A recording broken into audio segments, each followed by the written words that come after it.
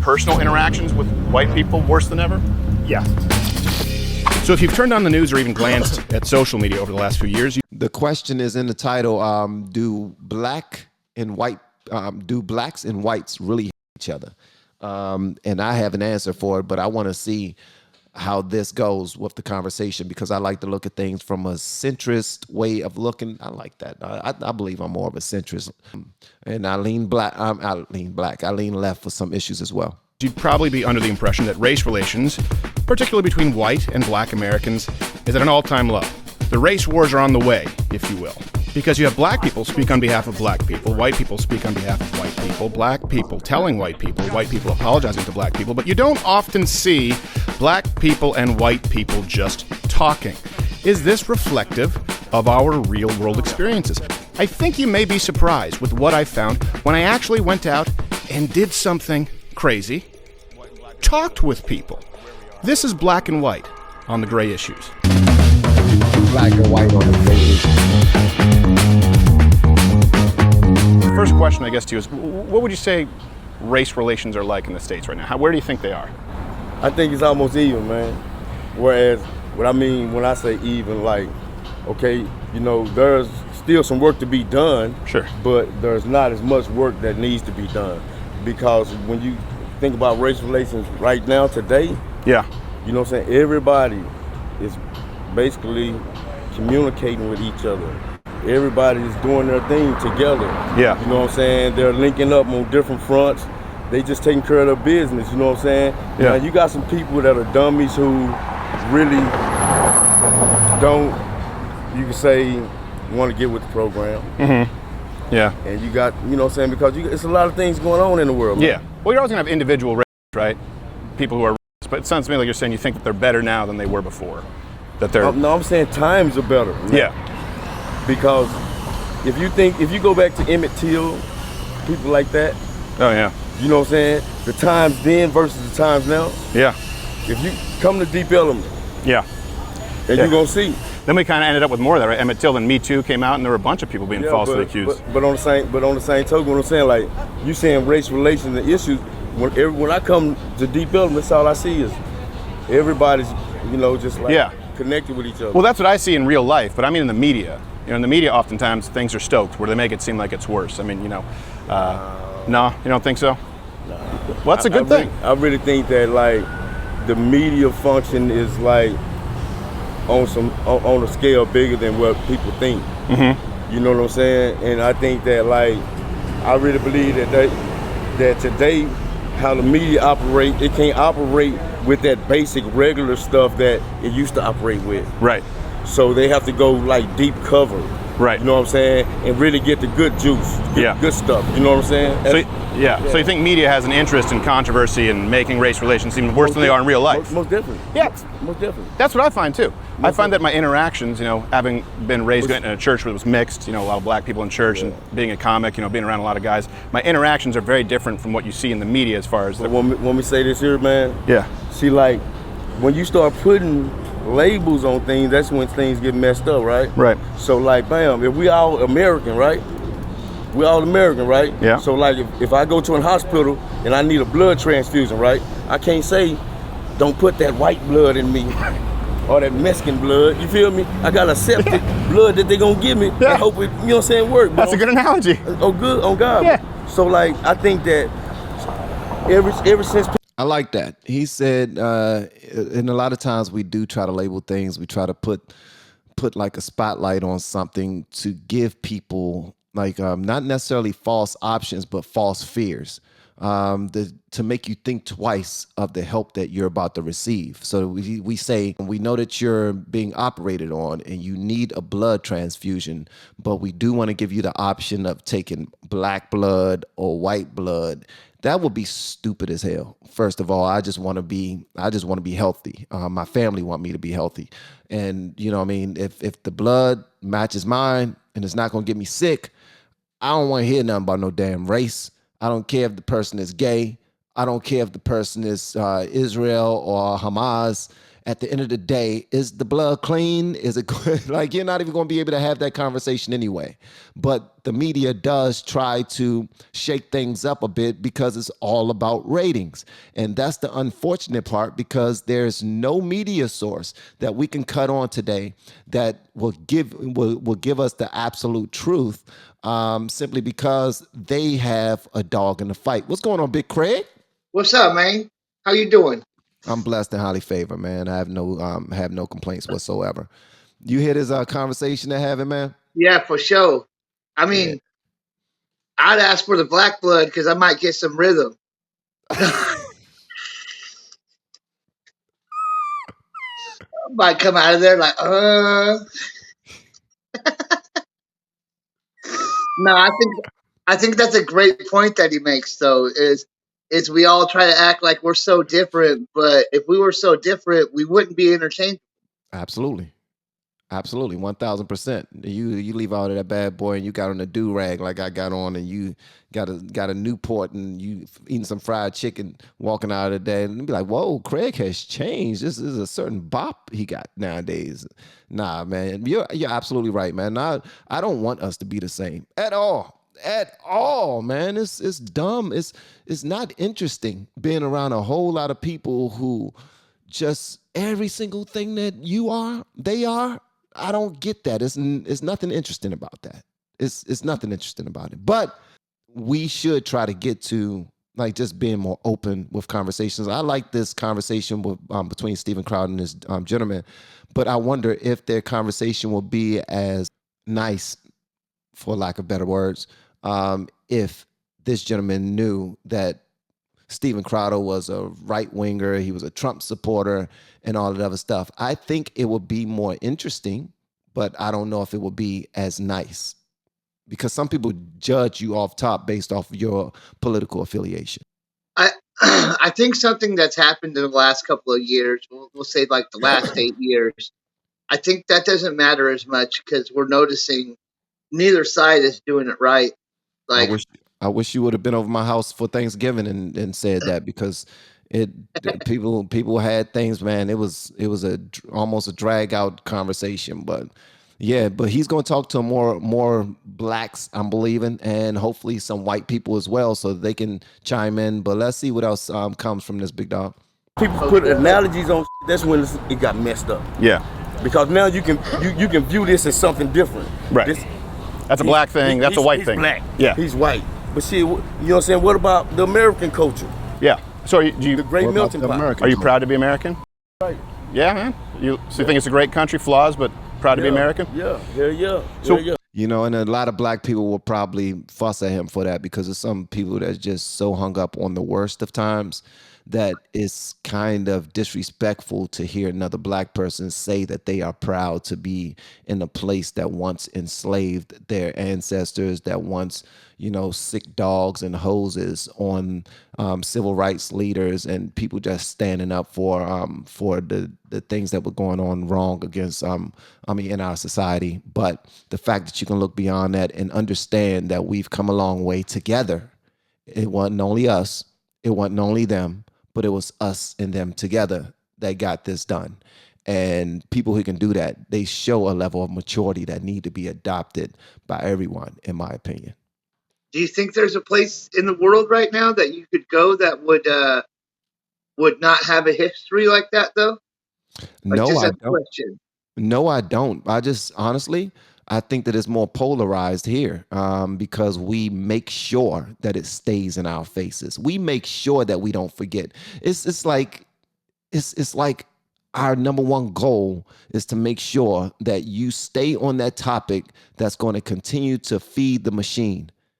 Feed the machine. We need people to be angry. We need people to go against each other. Yes, and if they're not going against each other, then things aren't happening the way that we need them to happen. The same thing when it comes to country to country.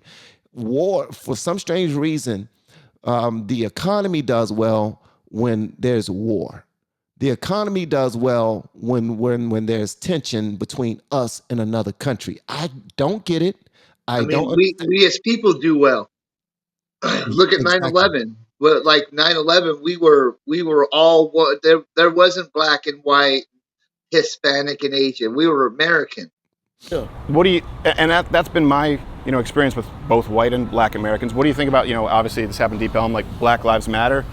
I think all lives matter. Oh shoot! But I think that people. But if I say that, I'm a white supremacist, right? They said you can't say that was a racist term. Listen, I think this is what I think that all people do. I think all people use the race issue as a platform for some bullshit sometimes. You know what I'm saying? Yeah. Go ahead, bro. Sometimes they let alcohol, things of that nature, you understand me, wire them up to say some shit that they really don't mean. Right. You know what I'm saying? Trying to catch someone. You know what I'm saying? No, it's kind of like crazy. Like say like you might be with some of your white partners, y'all out drinking. So bam, and y'all have some words with someone, and then here it is, boom. Right. You know what I'm saying? Yeah, I'm not going to say it, because if I said I'm going to have a bunch of fists coming down. You have people that do that under the influence, and then the next day regret that they did something like that. So you're saying someone could say that in a moment of anger and not be a racist, just be mad? Most definitely. Like if you get mad or something, and you're with a friend and you say, I hate, or like when you're a kid, you say, Dad, I hate you. You don't really hate him. You're just like, we got into a fight. So someone could just say something that doesn't mean they're a racist. It means they had a moment of weakness and anger. Yeah. No, I agree. And then we judge people at their worst moment. And that's really messed up. Everybody gonna be judged. Yep. Yeah. I really appreciate the opportunity. Well, let me ask, I appreciate it too, man. I actually think your point of view is refreshing, that people should hear this, because a lot of people out there, I will tell you this, a lot of white people out there are scared to have conversations. They're scared because they're scared. A lot of white people are, man, because they're afraid of being called a racist I'm gonna tell you, it's the ones that ain't got no business going on, bro. You know what I'm saying? That's scared, because if you got some business going on, man, money don't have color, bro. Right. You feel me? So you got to deal with everybody. So you have to have relationships with different types of people. That's bro. right. You know what I'm saying? So I got to learn how. So that means that, you understand me, as an American, in America, I got to be like switching up to be a Mexican, to be able to talk to all cultures, man. Yeah. But we just one culture, man. We just need to throw all those Hispanics and all that shit. I ain't saying forget about your history or nothing like that. Right. I'm just saying we got a history here. Yeah. Not be colorblind, but we have more in common than we have that's different. But we also need to unify on different fronts, and you understand me, and get all these different, you understand me, ideologies and social programs and all this shit that's jumping off. Get that, man, move that out the way, man. Yeah. And that's it, live life, man. If you do something, take your lick. If you do something, take your lick. Man, how real is that? I like cuz, man. If you do something, take your lick. Yeah. Don't be afraid. Like, let's mix it in. Let's get out here and handle our business. Here's one thing that people don't understand, and it's far more important than any tensions that we may have with one another. Every person, most people that you see walking the streets, not streetwalkers, I ain't talking about lot lizards or nothing like that, but them too. Most people that you see out there in the world, they represent a family. They represent something bigger than them. All right. They might be disconnected and might not have talked to their brothers, sisters, might not do what they're supposed to be doing for their nephews or their sons and daughters, but they do represent something that's a little bigger than them. And once we get beyond like what we're seeing at this particular point, like that person is a black person, that person a white person, I don't like that person because of their race and their culture. And then we just automatically assume the worst for people, and just understand that this person is out here trying to survive the same way we are. This person is out here trying to figure it out the same way we are. This person out here trying to make money just like we are. This person out here trying to make decisions that will positively benefit them and affect them the same way we are. You know what I mean? Yeah, for sure. I think that was the best point he made through his whole conversation. The people that are talking about this ain't got no business going on. Ain't got no business. They ain't got no business. Like, and that's real, because you can't, when you try to make that money, you can't be selective, because you got to make that money. You got responsibilities. I'll put it like that. When you got responsibilities, you can't be seductive. You got to do what you got to do. And I think that's what he's trying to get at, is like, the people that don't got responsibilities have time to worry about this. I got time to worry about that stuff. I could care less what color you are. I care about how you're going to treat me. I care about when I turn my back to you, do I feel comfortable? That's what, that's what's important to me. Can I turn my back to you and feel all right? Yeah. That's good right there. And a lot of people completely, even if they do have racial biases, guess when we forget about it for the 8 hours that we're at work, because most of us work with black and white people, and we're not there trying to start any racial tensions or anything. We're just like, look, I'm coming to work, I'm handling my business, I'm going back home. And while I'm there, we're gonna have good conversation. We might go out to lunch together. We might, we might shoot the sugar honey iced tea. It could be anything, but you won't even know if you're working next to a racist or next to somebody that hates you, because they are looking at what's important for them and their families. I'm at work. Professionalism. These people are my coworkers. Whatever I feel, whatever negative ways that I feel about any other race, that right there stayed in the car or stayed home, or Right. I'll get back to that racism or whatever. I'll put my sheet back on, or I'll put my black power, whatever I white people thing back on when I get back in my neighborhood. But while I'm at work working with all these white people that I gotta depend on to have my six and I have theirs, so that we can all get back home safe to our families, all of that ignorant stuff is out the window. I ain't dealing with it. Crazy, man. You can't when you're in that. Like it's like being a team. Well, it is being a team. It is like being you a have team. to. You have to be able to put that stuff aside for anything, for a company, a friendship, a relationship, all of it. You can't pick and choose what you want to be when you have to do. Facts. That's just being grown up, man. That's just adult talk right there. Being grown up, dude. Absolutely. Like, I was talking to my coworker on Wednesday, because if I don't work Wednesday or Saturday or last week because of the Thanksgiving holiday, I lose my pay. And he was like, man, responsibilities, huh? And I was like, yeah, it sucks, man. Sometimes they suck, but like when you got to do it. Like there is I was feeling terrible, and I was like, man, dude, I don't want to go into work today, but I'm gonna lose that Christmas money. You know what I mean? Yeah. And I was like, okay, well, I got to do it because I got people counting on me. That's right. And life is different when you got people counting on you. That's facts, bro. You just now made me realize that soon after I'm done doing this video, I got to take care of something because I got people counting on me. Thank you, bro. See, you see what I'm talking about, man? See, coming together here. We're changing the world. Hey, but Craig, this is what it's about, though, bro, because it's literally Steven Crowder, he's not lying when he says, I know white people who are not, they are afraid to get into these type of conversations with black people because they don't know if, based off of the history of this everything and how everything is with media, that this might go left real quick. And he ain't lying. I mean, I understand. Yeah. But I'm different. Like black people know I got soul right away. Like they just, and so I have different conversations with black people because they understand that I'm not a racist. I may joke around and flirt with the line and stuff, but it's for comedy purposes, and they understand that. Absolutely, as it should be, bro. Yeah, take responsibility for it. I will. Yeah. All the time. No, and I appreciate. That's one thing that I appreciate is real. the accountability culture. What you're talking about. Nowadays, you got a lot of people out here. They not taking accountability. No, you think that's the big problem on all fronts? I think so. I agree. See, like if you got one finger pointing at you, you got one pointing back too, cause your thumb pointing back at you. That'd be a white ass finger too. He's as white as they get. That's Russian. This dude right here. He needs some sunlight. He's got SPF ozone layer on right now. Yeah, man. Well, all right, let me ask you a couple. So these are like some issues that you hear about in the media, and they turn it into a racial issue, and I don't think it is. Right? Do you think, for example, voting to have identification, just any kind of ID, does that make sense to you? You think you should have ID to vote? I think the only way you should have ID or need ID is if there is a census. See, if there's a census, that means that you done counted everybody, so you know how many people live in the county, right? Right. So, bam. So if if we got, say, 50,000 in the county, then, you gotta have a census. You gotta have ID. So now your ID validates your vote. Right. You know what I'm saying? Yeah. No, that's exactly. Yeah, I think we agree on that one. Right now, a big cultural issue going on.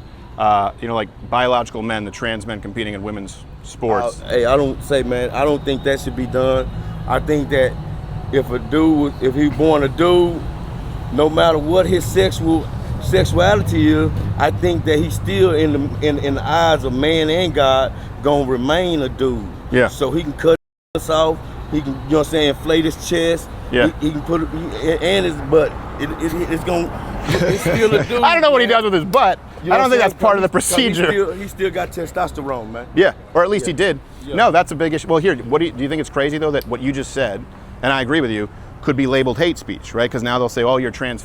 No. Because look, this is what people don't understand. Like what they have made homosexuality a mental disease, man. You know what I'm saying? You can be put on psych medication to be a homosexual. Yeah. Or for being, you know, just because you're a homosexual. Well, you're saying now they've like enabled it with the sports stuff, where it's like, yeah, you can't have dudes compete. No, I'm talking about they have a psych term. Yeah. You know what I'm saying? Like say this dude is homosexual, you can go in the DSM new mental book and look up a diagnosis up under homosexuality. Yeah. Well, they changed it though, like with trans. So did you know that? Yeah. They changed it where it used to be body dysmorphia was if you were, claiming you were transgender. They said it was a disorder of someone who thought they were, transgender. But now they changed it to say, oh no, you are actually a woman. It's a symptom of the fact that you're born in the wrong body. You can't be a woman. No. Yeah. That's just a lot of people just having too many ideas in their head, man. And then like people take things too literal sometimes, man. Yeah. You know what I'm saying? Like religion and all that stuff, man. Yeah.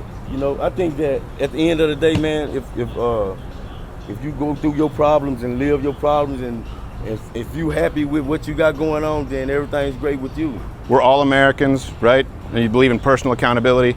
All lives matter. People need to stop making it all about race. That's right. And no snitching. Yeah, no, I agree. Hey, that's one thing I do appreciate about the black community. This brother said no snitching. You best not be snitching on no one. Right. Oh my gracious. Hey, and one more important piece. No snitching. Like, come on. That's facts, though, man. That seems like it's a big problem right now. Everybody wants to just tell on someone. But here's the thing. I was talking to some folk last night. I had Chris, Bad Intro, shout out to Bad Intro, and I had April on last night, and Charlie for a short period of time. April and Charlie married, and I had them on, and we was talking about this, making sure that you do your part for your community, right? But people have to make sure that they do their parts for their families first. You can't do anything for your community until you do something for your families. So if your family represents a certain ilk, then you can step outside into your community and make sure that they do the same. But if you're out there encouraging all this BS that now we got to snitch on you for, I'm sorry, snitch, because the BS don't deserve to be in the neighborhood. It don't deserve to be like, why should my kids have to be around your mess?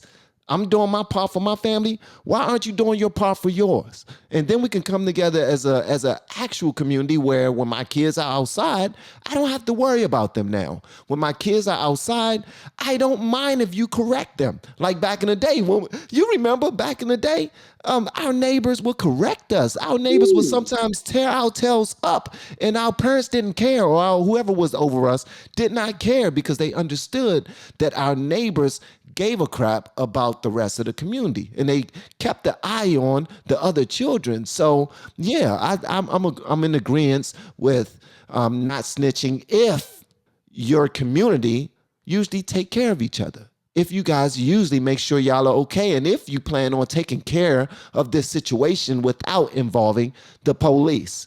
Now, if that's the case, then yeah, but what are we snitching on? Can we think about that? What are we snitching, or what are we not snitching about? Apparently a crime was committed.